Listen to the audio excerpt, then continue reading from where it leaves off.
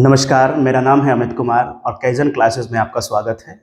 Indian geography की series हम आपके लिए प्रोवाइड करा रहे हैं। इंडियन ज्योग्राफी में काफ़ी कुछ चीज़ें समझने के बाद अब बारी आती है कि हम दक्षिण के पर्वतीय क्षेत्रों को समझें, क्योंकि यहाँ से आयोग बार-बार सवाल बनाता है। दक्षिण के पर्वतीय क्षेत्र को हम इस तरीके से क्लासिफाई करके समझेंगे, जिसमें हमने अलग-अलग पहाड़ियों के नाम लिखे हैं यहाँ पे, और वो सभी पहाड़ियाँ इसमें हमने शामिल करी हैं जिनसे आयोग बार-बार सवाल बनाता है। उनमें सबसे पहली और सबसे महत्वपूर्ण पहाड़ी का नाम है, जैसा कि आप देख पा रहे हैं, नीलगिरी पहाड़ी। बहुत बार आयोग ने यहाँ से सवाल बनाया है। नीलगिरी पहाड़ी भारत के दक्षिण में यानी दक्षिण प्रायद्वीपीय क्षेत्र में मिलेगी आपको देखने को। नीलगिरी पहाड़ी की विशेषताओं को जानते हैं। नीलगिरी पहाड़ी की विशेषता ये है कि उसका जो सबसे उच्चतम बिंदु है, हाईएस्ट पॉइंट है, उसका नाम है डोडा बेटा। क्या नाम है? डोडा बेटा। नाम आप याद रखेंगे। अगर आप देखेंगे नीलगिरी की सेकंड हाईएस्ट पीक का नाम, तो उसका नाम हो जाएगा माकुर्ती। नीलगिरी की दो हाईएस्ट पीक के नाम बताए, फर्स्ट और सेकंड नंबर पर। फर्स्ट नंबर पर जो इसकी हाईएस्ट पीक है उसका नाम है डोडा बेटा। सेकंड हाईएस्ट पीक का नाम है माकुर्ती। में भी आपसे इसी तरीके से सीधा सवाल आपसे आयोग पूछ ले तो आप उसे बताइए डोडा बेटा और माकुर्ती। इसके बारे में जो और महत्वपूर्ण फैक्ट हैं उनमें एक है कि ये जो नीलगिरी पर्वत है, ये एक ब्लॉक पर्वत का उदाहरण है। किसका उदाहरण है? ब्लॉक पर्वत का उदाहरण है। आप याद करिए, अभी तक हमने कितने ब्लॉक पर्वत के उदाहरण आपको बताए हैं, उन सभी को आप क्रम से याद रखिए। आप देखेंगे कि इसी नीलगिरी में केरल में शांत घाटी पाई जाती है, जिसको हम कहते हैं साइलेंट वैली है। उसी साइलेंट वैली में आपको ट्रॉपिकल रेन फॉरेस्ट यानी सदाबहार वन देखने को मिलेंगे। इसके बारे में जो सबसे महत्वपूर्ण पॉइंट है जिसके लिए नीलगिरी जानी जाती है, वो है कि नीलगिरी में पूर्वी एवं पश्चिमी घाट आपस में मिलते हैं। अगर मैं यहाँ पे थोड़ा सा चीजों को समझाऊं तो कुछ इस तरीके से है। आप समझते हैं कि प्रायद्वीपीय भारत का ये वाला हिस्सा जो जिगजैग पोजीशन में हमने बनाया है, इसको कहते हैं वेस्टर्न घाट। इसको कहते हैं वेस्टर्न घाट। और ये वाला जो हिस्सा है, इस वाले हिस्से को कहते हैं ईस्टर्न घाट। वेस्टर्न घाट और ईस्टर्न घाट आपस में जहां मिलते हैं वो कोई लोकेशन यहां पे है, इसीलिए इसको कहा जाता है कि ये दोनों के जंक्शन पर अवस्थित है। यानी नीलगिरी में दोनों के दोनों घाट आपस में आकर के मिलते हैं, ईस्टर्न घाट और वेस्टर्न घाट। इससे अगला जो टॉपिक है हमारा वो वेस्टर्न घाट और ईस्टर्न घाट ही है, जहां से सवाल पूछता है। अभी हमने समझा नीलगिरी पहाड़ी की हाईएस्ट पीक कौन सी है, इसकी विशेषता क्या है, यहाँ पे कौन कौन से वन पाए जाते हैं, और मेन चीज इसके बारे में समझा कि नीलगिरी पर्वत पर आपको दोनों घाट आपस में मिलते हुए नजर आएंगे। इसके बाद नेक्स्ट पहाड़ी का नाम है अन्नामलाई। नाम याद आप रखेंगे, अन्नामलाई। कंफ्यूज नहीं होंगे, क्योंकि एक पहाड़ी आगे चल के हम आपको बताएंगे नल्लामलाई। तो ये क्या है? अन्नामलाई है, ए फॉर अन्नामलाई। आप देखेंगे जो अन्नामलाई है वो केरल और तमिलनाडु की सीमा पर अवस्थित है। याद रखना है, केरल और तमिलनाडु की सीमा पर अवस्थित है। अगर आप इसकी मोस्ट इंपोर्टेंट इसकी हाईएस्ट पीक देखेंगे तो उसका नाम है अनाईमुड़ी। नाम क्या है? अनाईमुड़ी। अनाईमुड़ी की विशेषता ये है कि एक तो ये अन्नामलाई की हाईएस्ट पीक है, दूसरी विशेषता और जो महत्वपूर्ण विशेषता है जिसको आपको स्टार कर लेना चाहिए, वो विशेषता है कि यह दक्षिण भारत की भी सबसे ऊंची चोटी है। अन्नामलाई कि सबसे ऊंची चोटी जिसको हम अनाईमुड़ी कह रहे हैं, वो केवल अन्नामलाई की हाईएस्ट पीक नहीं है, बल्कि पूरे के पूरे दक्षिण भारत की, उसमें ईस्टर्न घाट, वेस्टर्न घाट, बाकी के जितने प्रायद्वीपीय पठार के हिस्से हमने पढ़े, उन सभी में सबसे ऊंची चोटी का नाम है अनाईमुड़ी। और आप देखने को मिलेगा अनाईमुड़ी कहां पे मिलेगी? जब अन्नामलाई केरल और तमिलनाडु की सीमा पर है तो इसी की एक चोटी है, तो यानी कि ये पीक भी आपको इनकी बाउंड्री पर ही देखने को मिलेगी। अगर आप उसकी हाइट देखें तो आप पाएंगे 2695 मीटर उसकी हाइट है। इसके बाद नेक्स्ट पहाड़ी का नाम है कार्डमम की पहाड़ियां, यानी इलायची की पहाड़ी। इलायची की पहाड़ी यानी कार्डमम हिल्स के बारे में विशेषता ये है कि ये दक्षिणतम पर्वतीय क्षेत्र है, भारत का दक्षिणतम पर्वतीय क्षेत्र है इसका। इसके बाद एक पहाड़ी का नाम लिखा है जिसका नाम है पालनी। पालनी की विशेषता ये है कि ये तमिलनाडु में मिलेंगी। पालनी की पहाड़ियां कहाँ मिलेंगी? आयोग ने सवाल पूछा है, इसलिए हमने इसको यहाँ पे शामिल किया है। पालनी की पहाड़ी आपको तमिलनाडु राज्य में देखने को मिलेगी। पालनी की पहाड़ी पर चाय के बागान हैं वहां पे, और ये गर्म मसालों के लिए फेमस है, यानी वहां पे आपको स्पाइसेस देखने को मिलेंगे और वहां पे आपको टी गार्डन देखने को मिलेंगे। ये पालनी की पहाड़ी की विशेषता है। पालनी की पहाड़ी तमिलनाडु में अवस्थित है।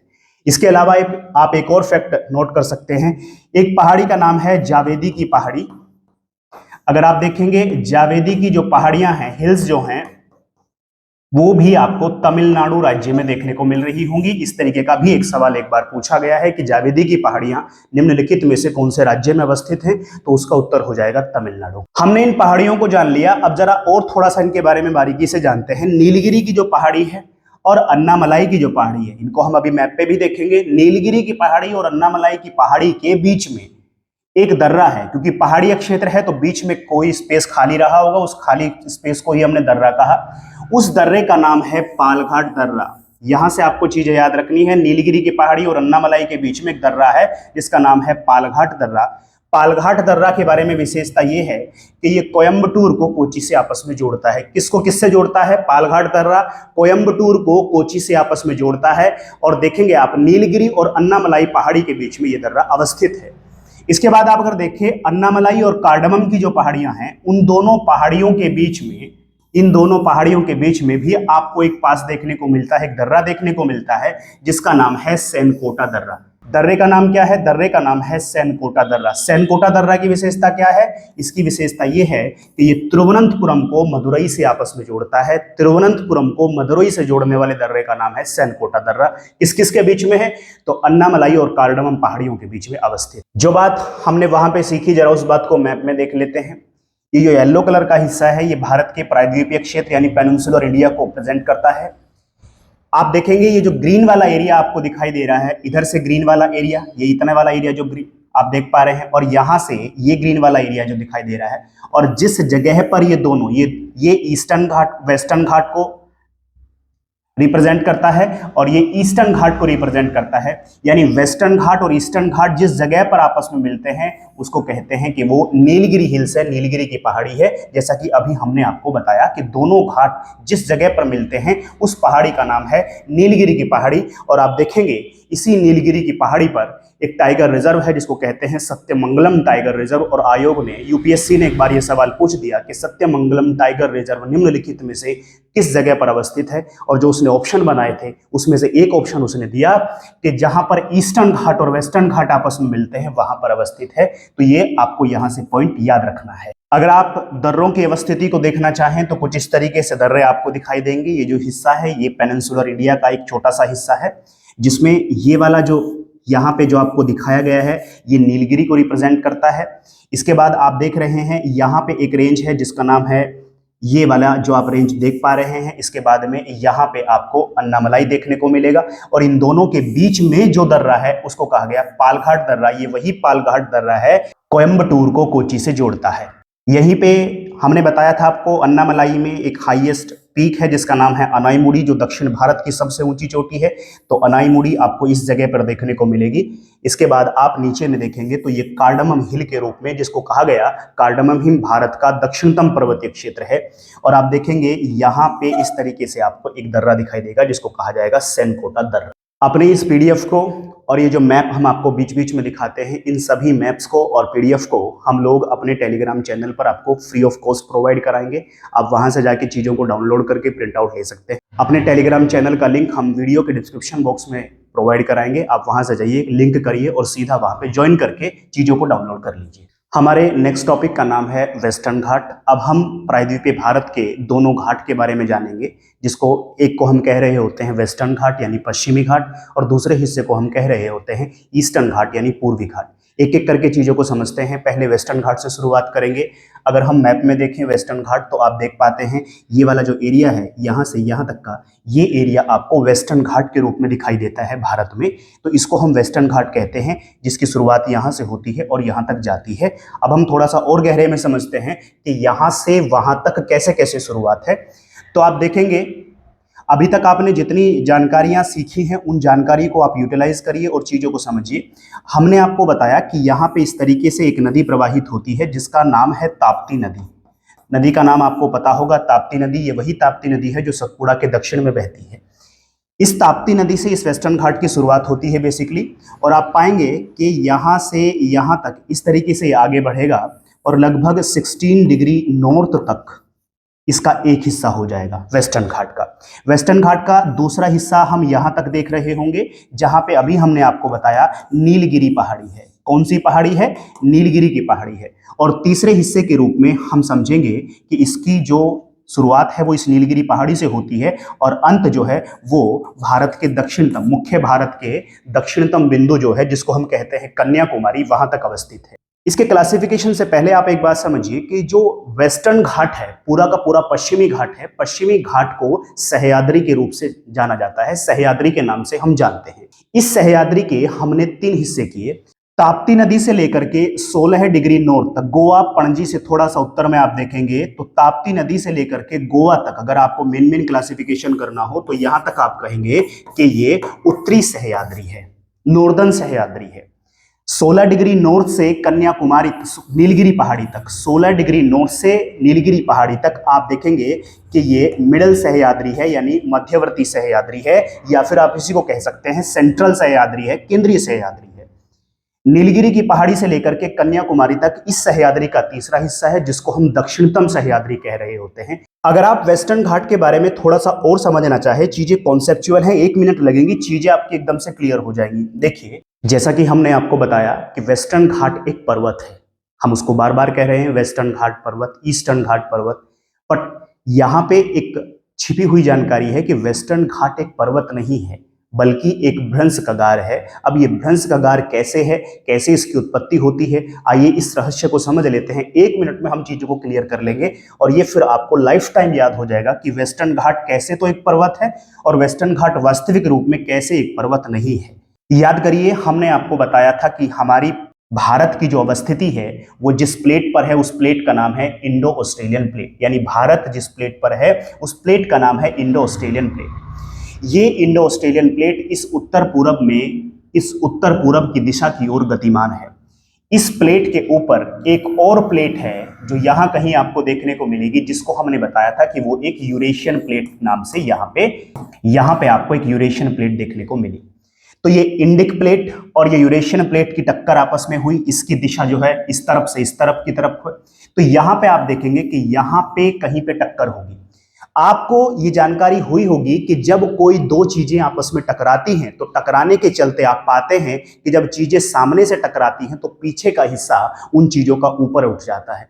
याद करिए, सड़कों पर लड़ने वाले 2 बैल जब आपस में लड़ते हैं तो उनके जो हेड होता है, जब वो आपस में टकराते हैं तो आप देखते हैं कि पीछे का हिस्सा ऊपर उठ जाता है। ऐसे ही यहाँ पे हो रहा है, 2 प्लेटें आपस में टकरा रही हैं और उनके टकराने के चलते इनका जो ये पीछे वाला हिस्सा है ये थोड़ा सा ऊपर की तरफ उठ जाता है।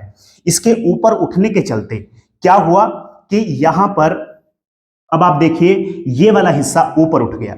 इससे थोड़ा सा पीछे आइए और उससे पीछे जानकारी ये है कि यहां पर आज जो वर्तमान समय में आज जो आपको यहां पर अरब सागर दिखाई देता है, बेसिकली पहले यहां पर अरब सागर अवस्थित नहीं था बल्कि ये भी महाद्वीप का हिस्सा था, यहां भी कॉन्टिनेंट अवस्थित था। क्या हुआ कि ये पूरी की पूरी प्लेट यहां से ऐसे ऊपर उठ गई और वहां से नीचे ऐसे देखेंगे तो नीचे झुक गई और यहां से प्लेट ऊपर उठ गई। इस प्लेट के ज्यादा ऊपर उठने के चलते अगर लंबाई है और प्लेट ज्यादा ऊंचे में उठ रही है तो ये नीचे आगे वाली प्लेट यहाँ के, जिसको आज हम अरब सागर के रूप में देखते हैं, ये प्लेट टूट करके नीचे सबमर्ज कर गई। अरब सागर जिस प्लेट पर था वो प्लेट टूट गई और टूट करके नीचे धंस गई, जिसकी वजह से इस इंडियन ओशन का, इसके आसपास वाले हिंद महासागर का जल इसके ऊपर आ गया और जिससे आज हमें यहाँ पर एक अरब सागर देखने को मिलता है। तो एक जानकारी हमें यहाँ से ये भी मिलती है कि अरब सागर और बंगाल की खाड़ी में जो संरचना ज्यादा गहरी होगी उसका नाम होगा बंगाल की खाड़ी, क्योंकि बंगाल की खाड़ी जो है एक प्राकृतिक रूप से बनी हुई है। और अगर आप इसको देखेंगे तो ये पहले खाड़ी नहीं था, जल नहीं था, यहाँ पे महासागर नहीं है, बल्कि किससे बना? प्लेट के टूटने, उसके नीचे धंसने, अवतरण की क्रिया से यहाँ पे एक अरब सागर का निर्माण हो रहा है, जिसमें हिंद महासागर के जल आने से यहाँ पर जलीय संरचना देखने को मिलती है। तो इससे अब क्या मिलता है? वेस्टर्न घाट का इस बात से क्या संबंध है? वेस्टर्न घाट का इस बात से यह संबंध है कि आपने देखा कि इस वेस्टर्न घाट से ये अरब सागर नामी प्लेट टूट के नीचे धंस गई, तो अरब सागर का हिस्सा ऊपर का ऊपर उठा रह गया।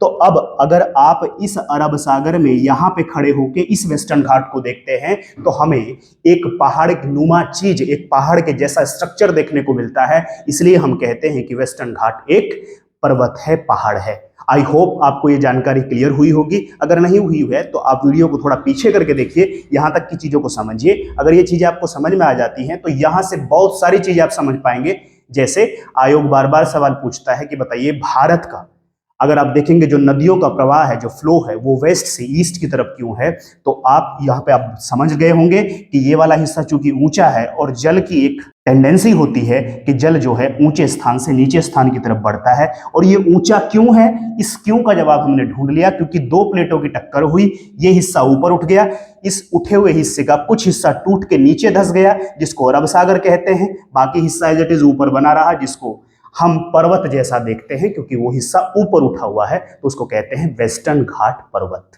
आइए अब इस वेस्टर्न घाट को बारीकी से समझते हैं। शुरुआत में देखिए क्या कहा, पश्चिमी घाट पर्वत के बारे में पढ़ेंगे। पश्चिमी घाट पर्वत को हम सह्याद्री श्रेणी के नाम से भी जानते हैं, सह्याद्री रेंज भी कहते हैं। पहला पॉइंट है, पश्चिमी घाट पर्वत हिमालय के बाद भारत की दूसरी सबसे लंबी पर्वत श्रृंखला है। हिमालय के बाद भारत की दूसरी सबसे लंबी पर्वत श्रृंखला है जिसकी लंबाई आप देखेंगे लगभग 1600 किलोमीटर है। याद करिए, हिमालय की टोटल लेंथ हमने आपको 2400 किलोमीटर बताई थी और इसको देखिए 1600 किलोमीटर है, यानी सेकंड लॉन्गेस्ट जो संरचना है भारत में, पर्वतीय संरचना, उसका नाम पश्चिमी घाट है जिसको हम सह्याद्री श्रेणी के नाम से जान रहे हैं। नेक्स्ट पॉइंट की तरफ बढ़ते हैं। कहता है प्रायद्वीपीय पठार के पश्चिमी तट के सहारे, कौन से तट के सहारे की बात कर रहा है, इस पश्चिमी तट के सहारे की बात कर रहा है। उत्तर में ताप्ती नदी से दक्षिण में कन्याकुमारी अंतरिक्ष तक क्या देखने को मिलेगा आपको, इस पर्वत श्रृंखला का फैलाव देखने को मिलेगा, इसका प्रसार आपको वहां तक मिलेगा। नेक्स्ट पॉइंट में कहता है पश्चिमी घाट पर्वत को हम सह्याद्री के नाम से भी जानते हैं। इसके बाद वाला पॉइंट है, पश्चिमी घाट पर्वत को 3 भागों में बांटा गया है, जैसे कि हमने मैप पे समझा। एक भाग को हमने कहा उत्तरी सह्याद्री, दूसरे भाग को हमने कहा मध्य सह्याद्री या मध्यवर्ती सह्याद्री, और तीसरे हिस्से को हम दक्षिणी सह्याद्री के नाम से जान रहे होते हैं। इसके बारे में नेक्स्ट फैक्ट है जो हमने नोट करके यहाँ पे लिखा है, पश्चिमी घाट एक पर्वत न होकर भ्रंश कगार है, यानी वहां पे एक रिफ्ट हुआ है, वहां पे अरब सागर नाम का जो उसी प्लेट का टुकड़ा था वो नीचे धंस गया, तो यहाँ पर आपको एक सीधा सा खड़ा स्लोप दिखाई देता है जिसको कहते हैं कि वो भ्रंश कगार है। कगार माने किनारा, आप कहते हैं ना कि बिल्कुल कगार पे खड़े हो तुम, तो कगार माने एकदम किनारा, तो इसको भ्रंश कगार कहते हैं। तो पश्चिमी घाट जो है एक पर्वत न होकर एक भ्रंश कगार है। अगर आप यूपीएससी जैसी परीक्षा की तैयारी कर रहे हैं, हो सकता है कि स्टेटमेंट के रूप में आपको सीधा ये स्टेटमेंट वहां के उठा के दे दे और कहे कि बताइए निम्नलिखित में से कौन सा कथन सही है, तो ये कथन अगर देता है तो ये कथन अपने आप में सही हो जाएगा। पश्चिमी घाट को हमने 3 हिस्सों में बांटा। उसके उत्तरी हिस्से को हमने कहा कि वो उत्तरी सह्याद्री है। अगर आप इसके विस्तार के बारे में बात करें उत्तरी सह्याद्री श्रेणी की, तो आप देखेंगे कि ताप्ती नदी से इसकी शुरुआत होती है और 16 डिग्री उत्तरी अक्षांश रेखा, 16 डिग्री नॉर्थ लैटिट्यूड लाइन जहां पर है वहां तक मिलेगा, ताप्ती से लेकर 16 डिग्री। अगर आप देखेंगे 16 डिग्री नॉर्थ कहां पर है, तो भारत के मैप में आपको गोवा से थोड़ा सा उत्तर में जहां मालप्रभा नदी का उद्गम होता है वहां पे आपको ये देखने को मिलेगा, 16 डिग्री नॉर्थ लैटिट्यूड लाइन वहां पे देखने को मिलेगी। तो ताप्ती नदी से लेकर के गोवा तक आप मोटा मोटा क्लासिफिकेशन इसका कर सकते हैं। इसके बाद नेक्स्ट पॉइंट है, इसकी ऊपरी सतह क्रिटेशियस कालीन लावा निक्षेप से बनी है। किसकी, उत्तरी सह्याद्री के ऊपर की जो लेयर है वो किससे बनी है, वो लावा निक्षेप से बनी है, यानी वहां पर आपको लावा देखने को मिलेगा। और याद करिए महाराष्ट्र का पठार जिस संरचना से बना था वो संरचना थी बेसाल्ट की, और बेसाल्ट अपने आप में क्या है, एक आग्नेय क्रम की चट्टान है, यानी लावा निकलता है, ठंडा होता है, उसी के फैलने से जो चट्टान बनती है उसी को कहते हैं कि वो लावा का निक्षेप। नेक्स्ट पॉइंट है, उत्तरी सह्याद्री का हाईएस्ट पॉइंट जो है वो कालसूबाई है। याद रखिएगा, उत्तरी सह्याद्री का हाईएस्ट पॉइंट कालसूबाई है, हाइट हो जाएगी 1646 मीटर, ये इसका हाईएस्ट पॉइंट है। उत्तरी सह्याद्री को कोंकण तट के नाम से भी जानते हैं।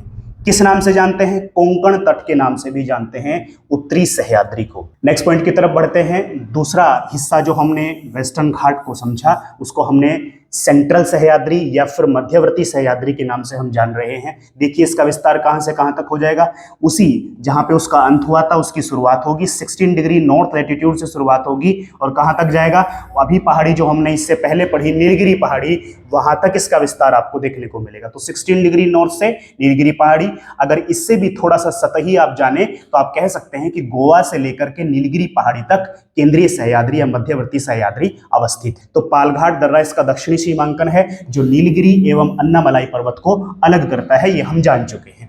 इसके बाद देखिए क्या कहता है, इसकी चट्टानें ग्रेनाइट एवं नीस से बनी है। जरा याद करिए कर्नाटक के पठार में हमने आपको बताया था कि यहाँ पे आपको ग्रेनाइट और नीस देखने को मिलेगी। ये वही क्षेत्र है जहाँ पे ग्रेनाइट और नीस पाई जाएंगी। तो अभी आप इसको केंद्रीय या मध्यवर्ती सह्याद्री के साथ जोड़ के समझ सकते हैं कि यहाँ पे कैसी चट्टानें हैं, ग्रेनाइट एवं नीस की हैं, जबकि आपने उत्तरी सह्याद्री में समझा कि वहां पर बेसाल्ट की चट्टानें हैं। अगर आप इसके हाईएस्ट पॉइंट की बात करें तो इसका हाईएस्ट पॉइंट जो है वो कुद्रेमुख हो जाएगा। जैसे इससे पहले हमने देखा था उसका हाईएस्ट पॉइंट जो है वो कालसूबाई था। ऐसे ही दक्षिणी अगर हम केंद्रीय सह्याद्री के बारे में बात करें तो उसका हाईएस्ट पॉइंट जो है कुद्रेमुख है। हाइट जो है 1892 मीटर हो जाएगी। केंद्रीय सह्याद्री को कन्नारा तट के नाम से भी जाना जाता है। यहाँ पे आप याद रखिए, जैसे हमने इससे ऊपर समझा, उत्तरी सह्याद्री को कोंकण तट कहा, केंद्रीय सह्याद्री को हम कन्नारा तट या कन्नाडा तट के नाम से जानते हैं, क्योंकि इसका अधिकतम विस्तार जिस राज्य में लगा हुआ है वो राज्य का नाम है कर्नाटक। पश्चिमी घाट के तीसरे हिस्से की तरफ बढ़ते हैं। तीसरे हिस्से का नाम है दक्षिणी सह्याद्री। दक्षिणी सह्याद्री के बारे में विशेषता है, शुरुआत होती है नीलगिरी से लेकर के और दक्षिण में मुख्य भूमि का जो दक्षिणतम बिंदु है जिसको कन्याकुमारी कहते हैं, तो नीलगिरी से लेकर के कन्याकुमारी तक विस्तृत है दक्षिणी सह्याद्री। इसके अंतर्गत आप देखेंगे कौन कौन चीजें शामिल है। इसके अंतर्गत वही अन्नामलाई शामिल है, इसके अंतर्गत कार्डमम की पहाड़ी शामिल है, इसके अंतर्गत ही आपको नागरकोयल की पहाड़ी देखने को मिलेगी। तो 3 पहाड़ियों के नाम आपने इसी में देख लिए। तो अगर आपसे इन पहाड़ियों के बारे में पूछे कि कार्डमम की पहाड़ी भारत के पूर्वी हिस्से में है कि पश्चिमी हिस्से में, जब हम आपको पढ़ा रहे हैं पश्चिमी घाट पर्वत, तो आपको समझना चाहिए कि अन्नामलाई भी यही कहीं पे होगी, कार्डमम भी यही कहीं पे होगी और नागरकोयल भी यही कहीं पे होगी। और आपने देखा, इससे पहले हमने आपको बताया नीलगिरी की पहाड़ी, तो ये पहाड़ी भारत के प्रायद्वीपीय हिस्से के पश्चिमी हिस्से में अवस्थित है। नेक्स्ट पॉइंट की बात करें तो नेक्स्ट पॉइंट में कहता है कि पश्चिमी घाट पर्वत पर ही एक नदी है, शरावती नदी। उसका जरसप्पा या फिर जोग जलप्रपात, जिसको हम महात्मा गांधी वाटरफॉल के नाम से भी जानते हैं, शरावती नदी पर एक वाटरफॉल बनाया गया है जिसको कहते हैं जरसप्पा या फिर जोग या फिर महात्मा गांधी, कोई भी नाम आपको सुनने को मिले। वो कहां पर है? इसी पश्चिमी घाट पर्वत पर अवस्थित है। नेक्स्ट पॉइंट है दक्षिणी सह्याद्री को मालाबार तट के नाम से भी जानते हैं।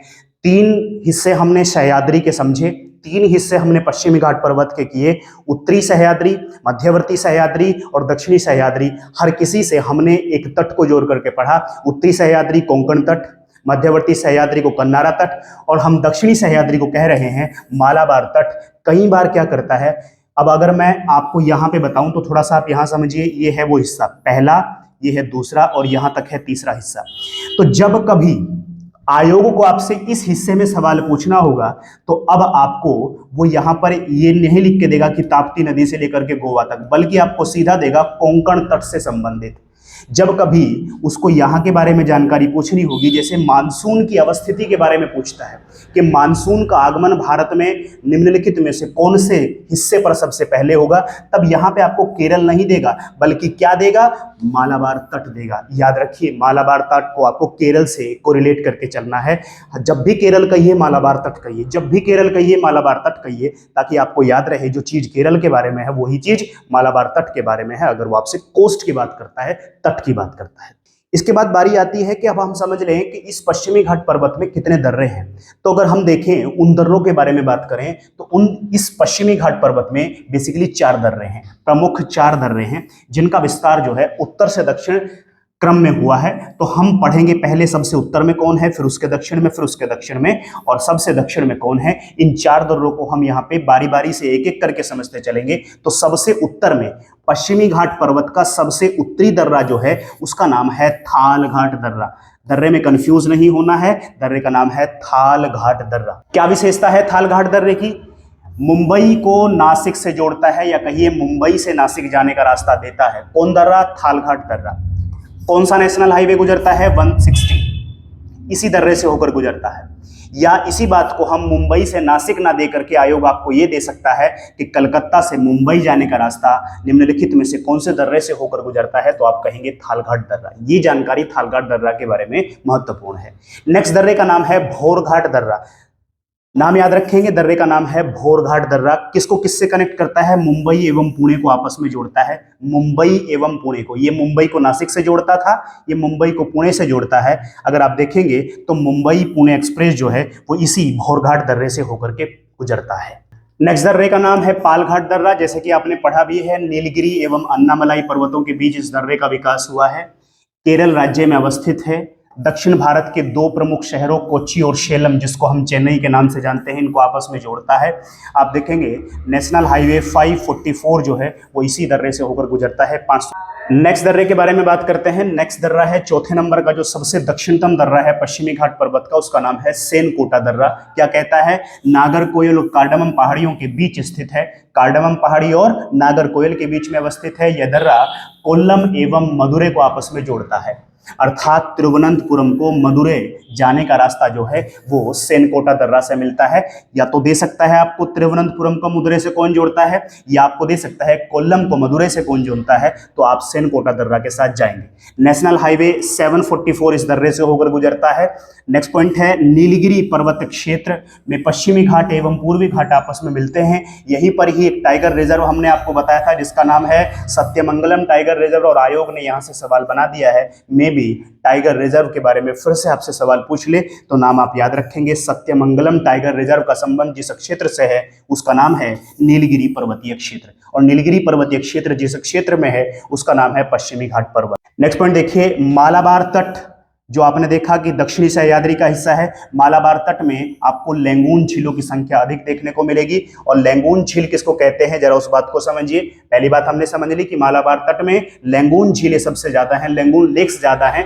अब लैंगून झीलें किसको कहते हैं, जरा उसको देख लीजिए। लैंगून झील के बारे में विशेषता है कि जल से संलग्न वह शांत जलीय भाग, यानी समुद्र से संलग्न, समुद्र से सटा हुआ, उससे अटैच्ड वह शांत जलीय भाग जिसका संबंध समुद्र से होता है। जैसे मान लें कि यहाँ पर इस तरीके से ये वाली संरचना हो, तो ये जो चीज आपको दिखाई दे रही है, जो मैंने हल्का सा यहाँ पे स्पॉट बनाया है, ये है वो लैंगून, जिसका संबंध आप देख पा रहे हैं यहाँ पे एक नैरो सा पाथ है। इसका संबंध इस जल से भी है और ये शांत होगा, क्योंकि जल आपको पता है समुद्र का जल हमेशा गतिशील रहता है, या तो उसमें महासागरीय धाराएं चले, या फिर ज्वार भाटा आए, या फिर जो भी सुनामी आए, जिस भी वजह से महासागर का जल या सागरों का जल हमेशा गतिशील रहता है। पर इस क्षेत्र में आप देखेंगे ये कंपैरेटिवली शांत रहेगा। तो इसी को कहता है वो कि उस जल से संबंधित या कहिए उस सागर से संबंधित वह जलीय भाग जिसका संबंध समुद्र से हो और वो कैसा हो, शांत हो। इसमें आप देखेंगे मीठा एवं खारा जल दोनों मिश्रण मिलेंगे, क्योंकि इसमें हो सकता है कि उस महाद्वीप से या उस देश से उतरने वाली नदियों का मीठा जल फ्रेश वाटर भी आए और इसमें समुद्र का खारा जल भी जाएगा, तो दोनों का मिश्रण देखने को मिलता है। केरल में इसको बैकवाटर के नाम से जानते हैं। केरल में क्या कहा जाता है इसी लैंगून को, इसी तरीके की संरचना को उसको कहा जाता है बैकवाटर। आप याद रखेंगे बैकवाटर क्या है और लैंगून क्या है और उसका संबंध किस तरीके से है। तो ये चीजें जो हमने यहाँ पे नोट करके लिखी हैं ये आपके कॉन्सेप्ट को बिल्ड करती हैं। और आजकल जिस तरीके से आयोग सवाल पूछता है, बिना कॉन्सेप्ट के आप सवालों को हल नहीं करते हैं। आप देखेंगे पिछले 1 साल या 1.5 साल के पेपरों को आप थोड़ा सा एनालिसिस करिए और आप समझ पाएंगे कि आजकल आयोग के ग्रुप सी से लेकर के ग्रुप ए तक के सवालों को पूछने का जो तरीका है उसने कहीं ना कहीं फैक्ट्स की संख्या को कम किया है और कहीं ना कहीं कॉन्सेप्ट की संख्या को बढ़ाया है। आजकल आपको फैक्ट भी वही सीख होते हैं जिनके बारे में आपको कॉन्सेप्चुअल जानकारी होती है, और आप पाएंगे कि कॉन्सेप्ट में बहुत अलग से कुछ विधा सीखने की जरूरत नहीं है, बल्कि आप कॉन्सेप्ट अगर थोड़ा सा समझते हैं तो फैक्ट जल्दी याद कर पाते हैं। तो जैसा कि हम आपको इस सीरीज में प्रोवाइड करा रहे हैं, आप कॉन्सेप्ट भी समझते चलिए और साथ ही साथ अपने फैक्ट्स को भी मजबूत करते चलिए। नेक्स्ट पॉइंट की तरफ देखिए, क्या कहता है, थोड़ा कॉन्सेप्चुअल भी है, थोड़ा फैक्ट भी है। कहता है कि पश्चिमी घाट की ऊंचाई एवं ढाल की तीव्रता, जो उसका स्लोप है, उसकी इंटेंसिटी आप देखेंगे ज्यादा है। क्यों होगी? क्योंकि हमने बताया कि पश्चिमी घाट पर्वत जो है वो ऊपर की तरफ उठा हुआ है। तो आप देखेंगे कि वहां पर अगर ये पश्चिमी घाट है, इस तरीके से आप देखेंगे यहाँ की बात हो रही है, यहाँ पे तो इस तरफ के बारे में बात कर रहा है। अब मैं उसको थोड़ा सा यहाँ पे चित्र के माध्यम से बनाने की कोशिश करता हूँ कि पश्चिमी घाट जो है वो इस तरीके से देखने को मिलेगा। ये है इधर अरब सागर, ये अरब सागर है। तो आप देखेंगे यहाँ पे जो स्लोप है वो कहीं ना कहीं स्टिप है, यानी खड़ा ढाल है, उसके ढाल की तीव्रता ज्यादा है, जिससे आप देखेंगे कि इससे जो नदियां बहेंगी, इस पश्चिमी घाट से जो नदियां अरब सागर की तरफ बहेंगी वो डेल्टा का निर्माण नहीं करती हैं, बल्कि ज्वारनदमुख, जिसको हम इंग्लिश में एस्चुरी कह रहे होते हैं, वो बनाती हैं। अब यहाँ पे 2 शब्द आए हैं, एक का नाम है डेल्टा और एक का नाम है एस्चुरी यानी ज्वारनदमुख। जरा समझ लेते हैं कि डेल्टा क्या होता है और एस्चुरी क्या होता है। जैसे देखिए, नदियां जब पहाड़ों से उतरती हैं पहाड़ों से उतरने के साथ साथ उनके आप देखेंगे कि जब पहाड़ों से उतरती हैं तो ढलान ज़्यादा रहता है, उनका स्लोप बहुत हाई होता है। स्लोप ज़्यादा होता है तो नदियों का वेग जो है, उनकी स्पीड जो है वो बड़ी हाई होती है। स्पीड ज़्यादा होती है तो वो ज़्यादा चीज़ों को इरोजन कर सकते हैं, वहाँ से ज़्यादा अवसादों को, सेडिमेंट्स का वो अपर्दन करते हैं और अपने साथ साथ उसको कैरी करते हुए अपने साथ साथ ढोकर उसको आगे ले जाते हैं। पर जैसे ही नदियां मैदान में प्रवेश करती हैं, किसी प्लेन एरिया में प्रवेश करती हैं, तब आप देखेंगे ढाल कहीं ना कहीं कम हो जाएगा। और ढाल कम होने के चलते आप पाएंगे कि नदियों का वेग कम हो जाएगा। और जब नदियों का वेग कम हो जाएगा तब आप पाएंगे कि नदियों के द्वारा अवसादों को ढोने की जो कैपेसिटी है वो भी कम हो जाएगी। तो नदियां क्या करना शुरू कर देगी? अवसादों को छोड़ना शुरू कर देगी। जैसे जैसे अवसादों को छोड़ना शुरू करेंगी तो अवसाद धीरे धीरे, पहले सबसे शुरू में बड़े बड़े बोल्डर्स, बड़े बड़े पत्थर को नदियां छोड़ेंगी, फिर उससे कम, फिर उससे कम, और ऐसे बढ़ते बढ़ते नदियां जब अपने गंतव्य की तरफ, अपनी डेस्टिनेशन की तरफ बढ़ती हैं, डेस्टिनेशन होता है कहीं ना कहीं समुद्र में गिरना, तो जब नदियां समुद्र की तरफ बढ़ रही होती हैं तो समुद्र में मिलने से पहले, एग्जिट करने से पहले नदियां किनारे पर उन सभी अवसादों को छोड़ देती हैं। क्यों? क्योंकि बिल्कुल समुद्र में मिलने से पहले नदियों की जो गति है वो गति बहुत धीमी हो जाती है। नदियां वहां पे मियंडरिंग करते हुए चलने लगती हैं, यानी वहां पे आप देखेंगे कि वो विसर्पण करती हुई नजर आती हैं। विसर्पण करने का मतलब ही है कि नदी की स्पीड कम हो गई है, तो वहीं पे नदी क्या करती है? अवसादों को छोड़ देती है, और उनके अवसादों से जिस प्रकार के मैदानों का निर्माण होता है, जलोढ़क मैदानों का निर्माण होता है, उसी को हम कहते हैं कि वो डेल्टा है। तो नदियां मुहाने पर जहां एग्जिट करती हैं समुद्र में, उससे पहले जब अवसादों को छोड़ती हैं, उससे जो संरचना बनती है उसको हम डेल्टा कहते हैं। आई होप आप डेल्टा को समझ गए होंगे। अब बारी आती है ज्वारनदमुख एस्चुरी क्या होता है।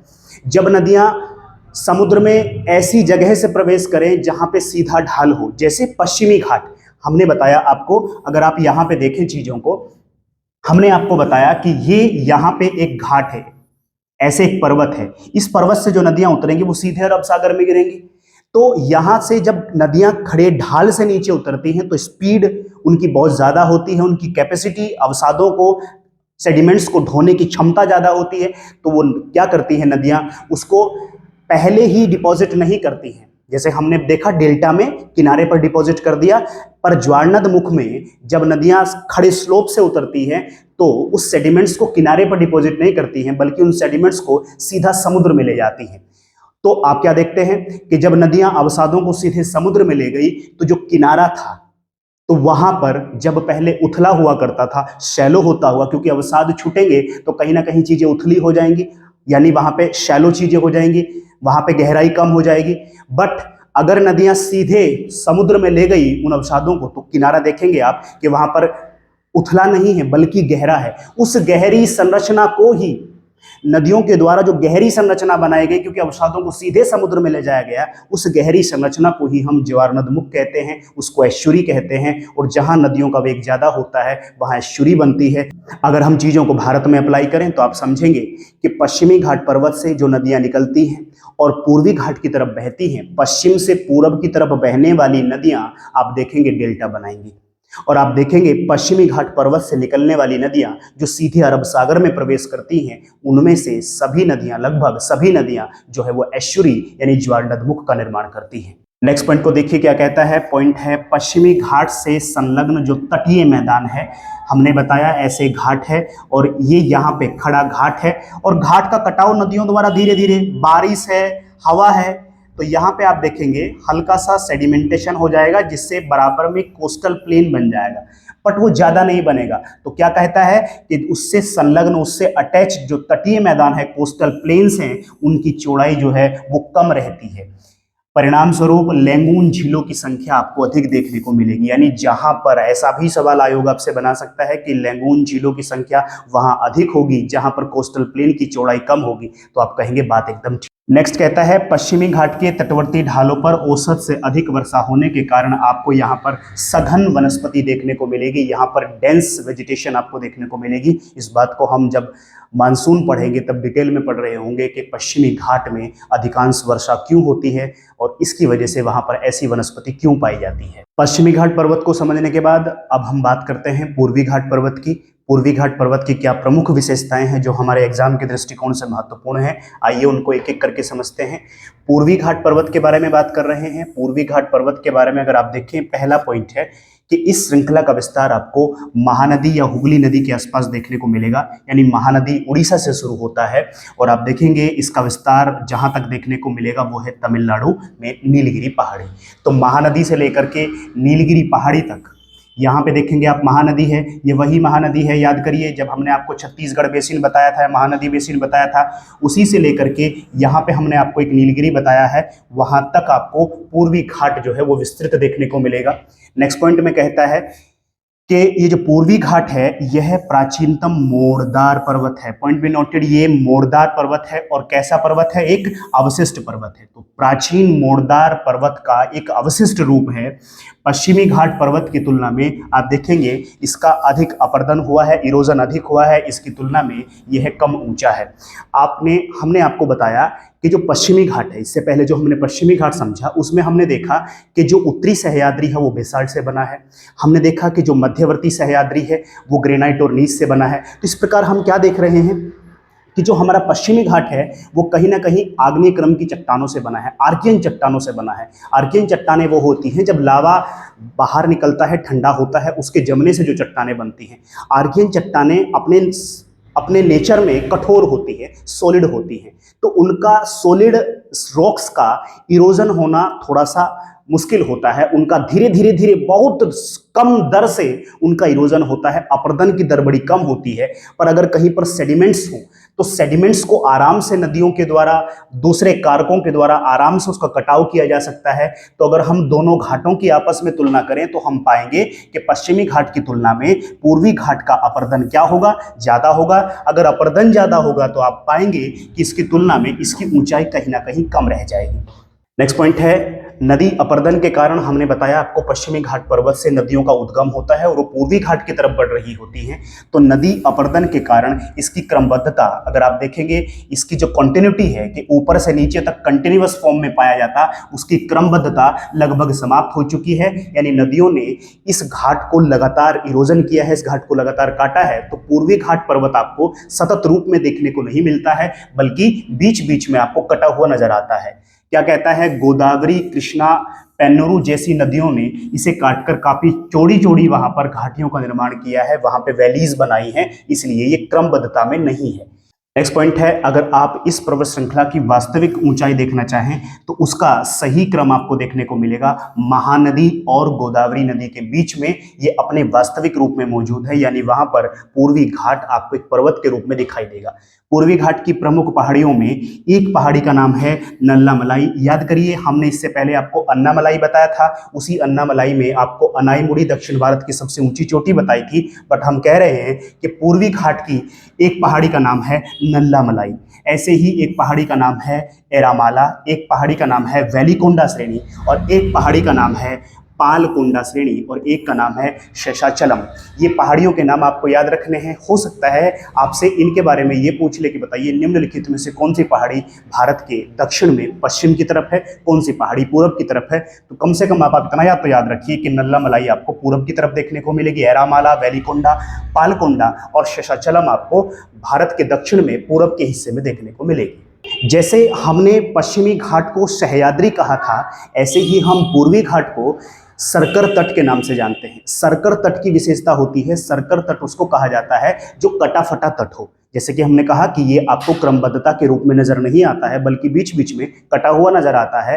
तो इसी कटे बटे हिस्से को हम कहते हैं कि वो एक सरकर तट है। कैसा तट है? सरकर। सरकर का माने कटा फटा तट। इस सरकर तट को यानी पूर्वी घाट को हम 3 हिस्सों में बांट लेते हैं, जैसे कि हमने पश्चिमी घाट को बांटा था। अपनी सुविधा के लिए हम ऐसा कर रहे हैं। पहला हिस्सा हमने हुगली नदी से लेकर के महानदी तक को बनाया।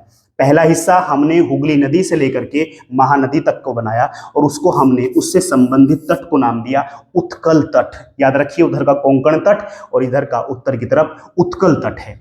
ऐसे ही महानदी से लेकर के कृष्णा नदी तक का जो हिस्सा है पूर्वी घाट पर्वत का, उसको हमने आंध्रा तट नाम दिया। क्या नाम दिया? आंध्रा तट नाम दिया। ऐसे ही हमने इसके तीसरे हिस्से का क्लासिफिकेशन किया, कृष्णा नदी से लेकर के कन्याकुमारी तक हमने उस तट को नाम दिया कि वो तट है कोरोमंडल का तट। तट कौन सा है? कोरोमंडल का तट। अगर आपको पूर्वी घाट पर्वत के 3 तटों के नाम पूछे तो आप शुरुआत से उत्तर से दक्षिण बताएंगे, उत्कल का तट, आंध्रा का तट और कोरोमंडल तट। अगर आपको पश्चिमी घाट पर्वत के बारे में पूछे तो याद करिए कोंकण तट, कन्नारा तट और उसके बाद हमने आपको बताया मालाबार तट के बारे में। तो ये तटों का क्रम भी आपको एज इट इज याद होना चाहिए। नेक्स्ट पॉइंट है, पूर्वी घाट की सबसे ऊंची चोटी का नाम है, हाईएस्ट पीक का नाम है महेंद्रगिरी। इसकी ऊंचाई एवं ढाल की तीव्रता कम है। कैसी है? ऊंचाई एवं ढाल की तीव्रता कम है, पर पश्चिमी घाट की ज्यादा थी, इसलिए इससे होकर प्रवाहित होने वाली जो नदियां हैं वो बंगाल की खाड़ी में गिरने से पहले क्या बनाएंगी? डेल्टा बनाएंगी। डेल्टा क्यों बनाएंगी? क्योंकि ढाल की तीव्रता कम है, तो आप देखेंगे कि नदियों की स्पीड कम हो जाएगी, वो अपने अवसादों को ढोने की क्षमता को खो देंगी, तो फिर समुद्र में मिलने से पहले ही उन अवसादों को छोड़ देंगी, सेडिमेंट्स को डिपॉजिट कर देंगी, उससे बनने वाली संरचना को ही हम डेल्टा कहेंगे। क्या कहता है? बेसाल्ट चट्टान से निर्मित संरचना का अभाव मिलता है, बल्कि सेडिमेंट्स ज्यादा मिलते हैं, इसलिए कटाव ज्यादा होता है। एक पॉइंट है यहाँ पे कि पश्चिमी घाट का जो तट है उसको बैगा तट के नाम से जाना जाता है। सीधा सवाल पूछता है बैगा तट का संबंध कौन से राज्य से है? तो पश्चिमी घाट से, पश्चिमी बंगाल से है। उड़ीसा के तट को उत्कल तट के नाम से जानते हैं। तो इस प्रकार हमने पश्चिमी घाट और पूर्वी घाट को समझ लिया। आई होप आपको ये जानकारी क्लियर होगी। अब यहाँ से उसकी क्या इंपोर्टेंस है, इसको हम आपको अगली वीडियो में इसके माध्यम से दिखाएंगे कि प्रीवियस ईयर में यहाँ से आयोगों ने कितने सवाल और किस किस प्रकार पूछे हैं। आप पाएंगे कि यहाँ से खूब सारे सवाल पूछे जाते हैं। तो आप इस वीडियो को सीधा या दोबारा से देख लीजिए अगर आपको चीज़ें क्लियर नहीं है, पर यहीं से सवाल पूछे जाएंगे और आयोग यहाँ से बार बार सवाल पूछता है। आई होप आपके लिए ये वीडियो हेल्पफुल रहेगी। तो मिलते हैं एक नई वीडियो के साथ, तब तक के लिए धन्यवाद।